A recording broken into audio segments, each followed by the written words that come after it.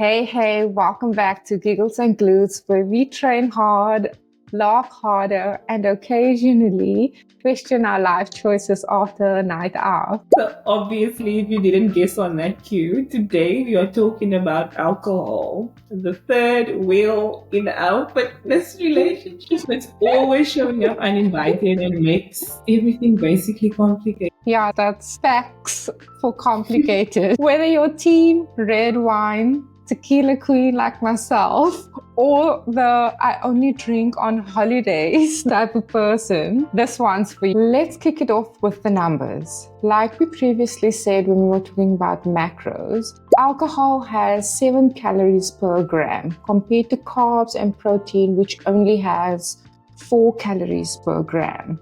It's more energy dense but brings nothing to the table nutritionally. So let's break down a few drinks because, as we all know, knowledge is power.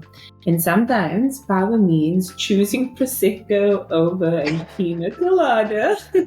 So, one beer, which would be roughly 350 ml, is equivalent to 150 to 200 calories, which is insane in one beer. And then a glass of wine, which is measured at 150 ml, could be anywhere from 120 to 130 calories. And then the big M, not the yellow one, the spicy M, the margarita, 250 to 300 moles, which is roughly what a margarita is between 300 and 400 calories, depending on how sweet they make it, guys. And there was a time that I consumed 8 margaritas in the night. That's like my whole day's food. Isn't this just heartbreaking? I feel like we're breaking a lot of odds right now because mine is shattered. And then vodka soda, which is about 150 moles, is 100 calories, which is winning at the moment. And then lastly, I know some special ladies love their espresso martini, which is approximately between 150 and 180 moles. And that could be anywhere from 250 to 300 calories with sugar and cream, obviously. I need a moment to digest all of that information. So I'm going to give all of you a moment as well. That's when we are like, just 2 drinks a night is all I'm committing to with these calories. So you've added all of these, which can basically that follows this night. Those hot fries or a barbecue pulled chicken panini from the engine garage. How dare you say the engine when you and I both don't even have access to that? Yum. Anyway, so let's talk about how this actually affects your gains. So firstly, alcohol slows down your protein synthesis, which means that your muscles don't recover or grow as well as they should actually post-workout. Yeah, and also your testosterone levels dip. For women too, because we need a healthy balance of strength, energy, and metabolism to maintain our testosterone levels. While we are actually talking about this, alcohol also dehydrates you, which can affect your performance significantly in the gym. So I don't know if any of you have ever tried to eat a PR with a hangover, but I'm sorry to break it to you, honey, you're not going to get far if this is what you are doing. No, when I have a hangover, the only form of exercise I'm doing is cardio and some stretching and maybe some core stuff. If I'm able to do some core stuff. I was just going to say, that's a lot. I'm like rocking on my couch. Don't talk to me. Also, I'm sure many of us know this by now, but alcohol also reduces the quality of your sleep.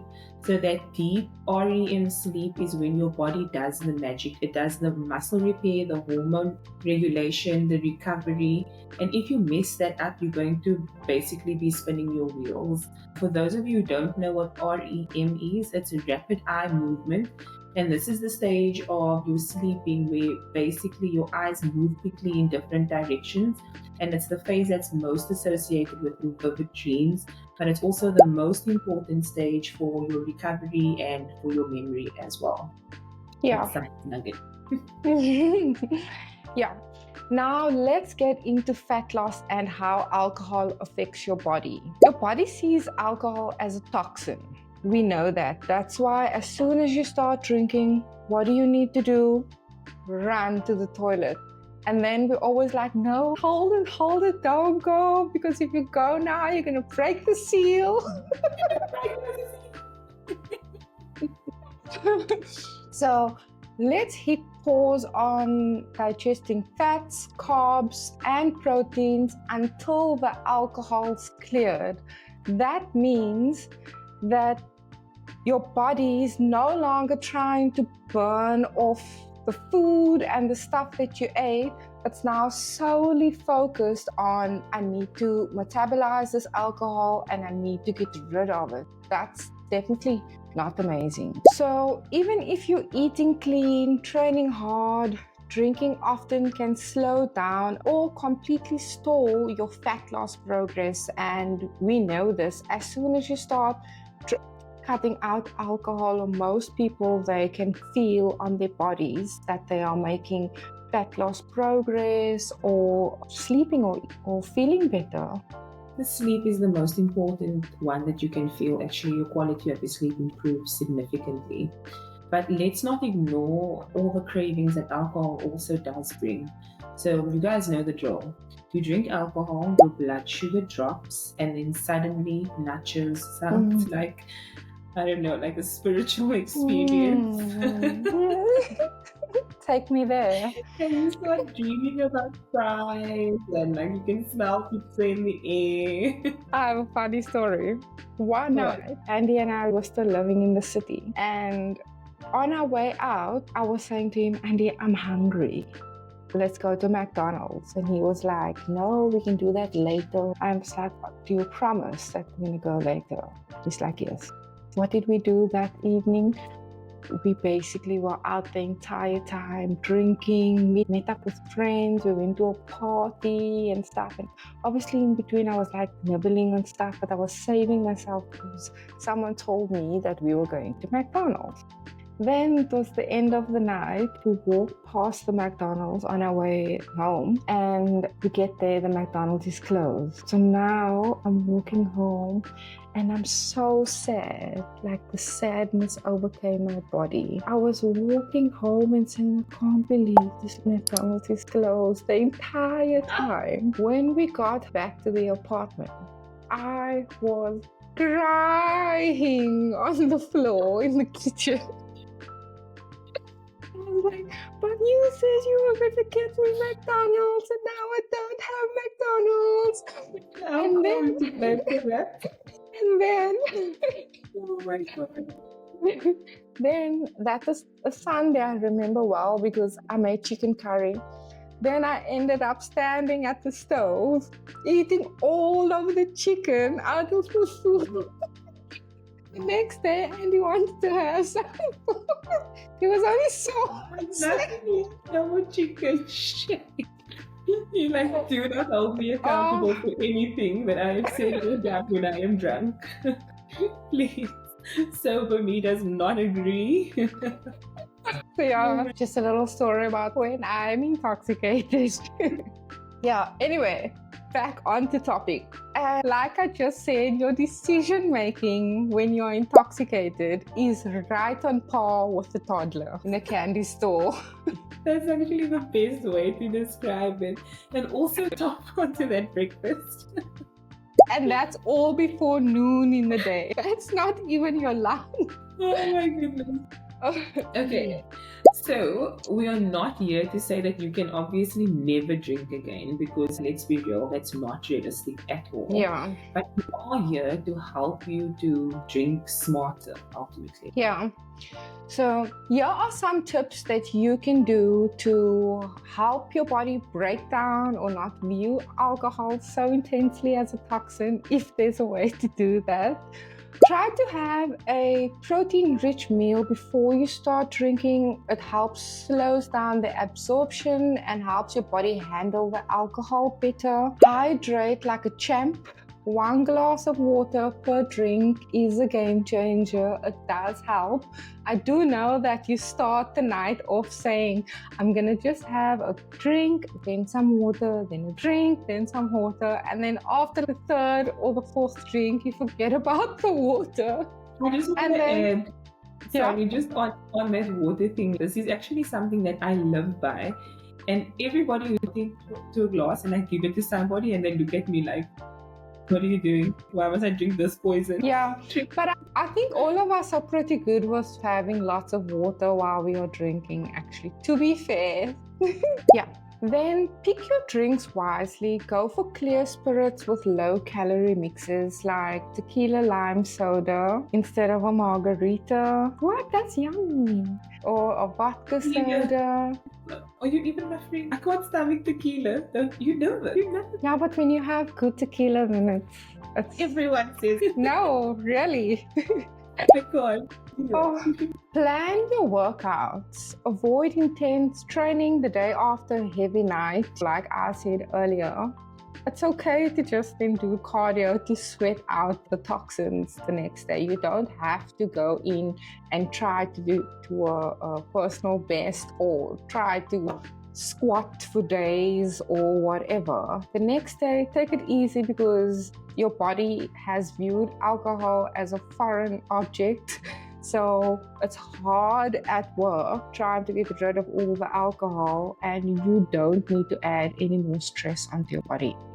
And then the final tip was, don't drink your feelings. Alcohol is not therapy, y'all. Like, really. No, seriously. As much as you want to say this, we know that everybody has always had a time where the alcohol was their therapy. But also one of my favorites is plan social events around movement and not just alcohol.